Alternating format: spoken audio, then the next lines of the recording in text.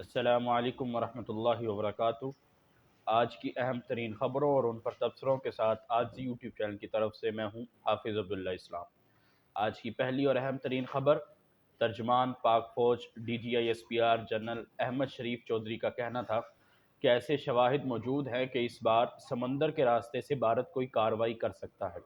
آج D G I S P R نے press conference کی اور پریس کانفرنس میں بہت سارے انکشافات کیے، اور وہ انکشافات جو پچھلے کئی دنوں سے سوشل میڈیا کی زینت بنے ہوئے تھے، یعنی بھارت کسی بھی وقت حملہ کر سکتا ہے، اس کو ایک تقویت پہنچانے والے ثبوت بھی پیش کیے۔ اور ان کا یہ کہنا تھا کہ اس دفعہ سمندری جانب سے حملہ کرنے کے امکانات موجود ہیں، اور ان کا یہ بھی کہنا تھا کہ کوئی فالس فلیگ آپریشن کیا جائے گا، جس طرح انہوں نے پہلے کیا تھا آپریشن سندور سے پہلے۔ پہلگام کا واقعہ رچایا گیا، فالس فلیگ آپریشن کیا گیا، اور پھر اس کے زیر اثر ایک آپریشن سندور لانچ کیا گیا۔ بالکل اسی طرح اس دفعہ بھارت سمندر کے راستے حملہ کر سکتا ہے، یہ D G I S P R general Ahmed Sharif Chaudhry کا کہنا تھا۔ آج کی اگلی خبر یہ ہے کہ 2026 میں چین کی ڈیزائن کردہ پہلی آبدوز پاک بحریہ میں شامل ہو جائے گی، یہ کہنا تھا نیول چیف کا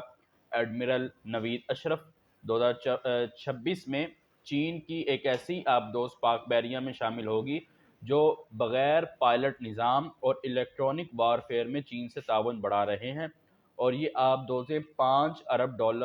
مالیت کی 10 ہنگور کلاس آبدوزوں کے معاہدے کا حصہ ہے، اور یہ 2026 تک پاکستان کے بحری بیڑے میں شامل ہو جائے گی۔ اور مزید کہنا تھا کہ 4 آبدوزیں چین اور باقی پاکستان میں اسمبل ہوں گی تاکہ مقامی تکنیکی صلاحیت کو بڑھایا جا سکے، اور یہ آبدوزیں بحیرہ عرب اور بحیرہ ہند میں پاکستانی کی نگرانی اور ساتھ ساتھ دفاع کی صلاحیت بھی بڑھائیں گی۔ آج کی اگلی خبر،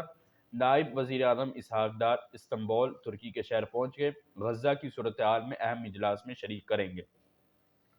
وزیر خارجہ اسحاق ڈار استنبول پہنچے، جہاں پر انہوں نے ترکیہ کے وزیر خارجہ حکام فیدان کی میزبانی میں منعقد ہونے والے اجلاس میں شرکت کریں گے، اور یہ اہم اجلاس غزہ کی موجودہ صورتحال پر غور و خوض کے لیے منعقد کیا جا رہا ہے، اور اس میں خارجہ کا استقبال وزارت خارجہ کے ڈائریکٹر جنرل برائے پروٹوکول احمد جمیر میر وغلو نے کیا۔ اس موقع پر پاکستان کے سفارت خانہ کے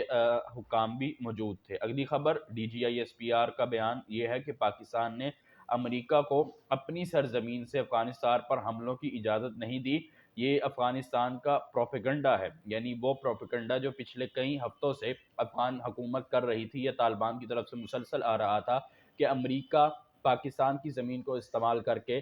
افغانستان پر نشانے بنا رہا ہے، تو وہ ان کے اس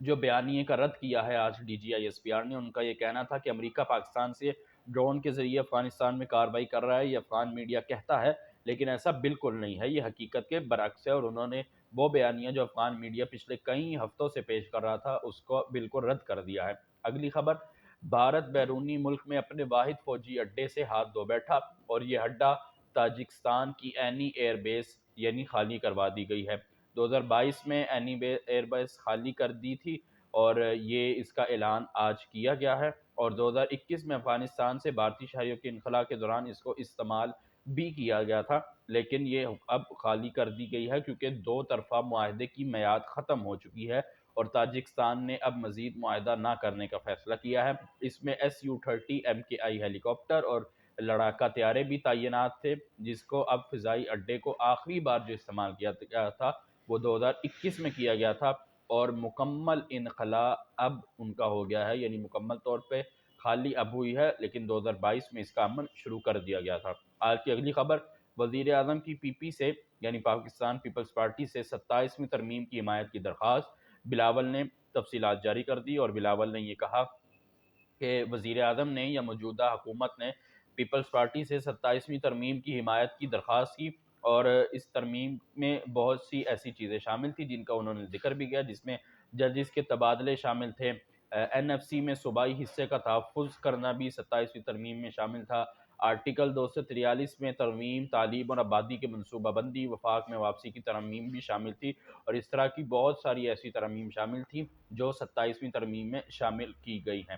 اگلی خبر، احسن اقبال کا کہنا ہے کہ تمام بندرگاہوں کو جدید بنا رہے ہیں، پاکستان دنیا کی سمندری ٹریڈ روٹ ثابت ہوگا۔ میری ٹائم ایکسپو سینٹر میں آج یہ افتتاحی تقریب سے خطاب کیا احسن اقبال نے، اور ان کا یہ کہنا تھا کراچی پورٹ اور پورٹ قاسم سمیت تمام بندرگاہوں کو جدید بنا رہے ہیں۔ وسطی ایشیا، جنوبی ایشیا، مشرقی وسطی کے درمیان، مشرق وسطیٰ کے درمیان تجارتی ہب بنے گا۔ پاکستان اور مختلف شعبوں میں سرمایہ کاری کے لیے پرکشش مقام بھی ہوگا۔ یہاں پر توانائی، آئی ٹی اور معدنیات سمیت مختلف شعبوں میں سرمایہ کاری کر سکیں گے، اور یہ کراچی میں جاری میری ٹائم ایکسپو ہے جو 6 نومبر تک جاری رہے گی، اور جس میں دنیا کے تقریباً تمام خطوں سے 178 نمائش کنندگان حصہ لے رہے ہیں۔ آج کی اگلی خبر، پاکستان، چین اور روس خفیہ ایٹمی تجربات کر رہا تھا، یہ کہنا تھا ٹرمپ نے، اور امریکی صدر ڈونلڈ ٹرمپ نے یہ الزام عائد کیا ہے پاکستان، چین اور روس پر کہ وہ خود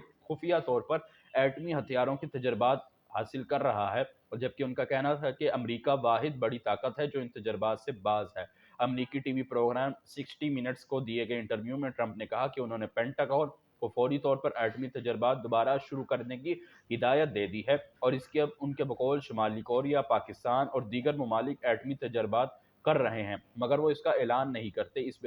بیان کے بعد عالمی سطح پر تشویش بن گئی ہے کہ آیا امریکہ 1992 کے بعد پہلی مرتبہ نیا ایٹمی تجربہ کرنے کا ارادہ رکھتا ہے، اور ان کا یہ بھی کہنا تھا کہ ٹرمپ امریکہ کے پاس اتنا بڑا ایٹمی ذخیرہ موجود ہے کہ وہ دنیا کو 150 دفعہ تباہ کرنے کی صلاحیت رکھتے ہیں، لیکن ہم دوبارہ ایٹمی تجربات پھر بھی کریں گے تاکہ دیکھا جا سکے یہ ہتھیار کام کیسے کرتے ہیں۔ آج کی اگلی خبر کہ بھارت نے اپنا سب سے وزنی مواصلاتی سیٹلائٹ مدار میں بھیج دیا۔ نیو دلی میں بھارت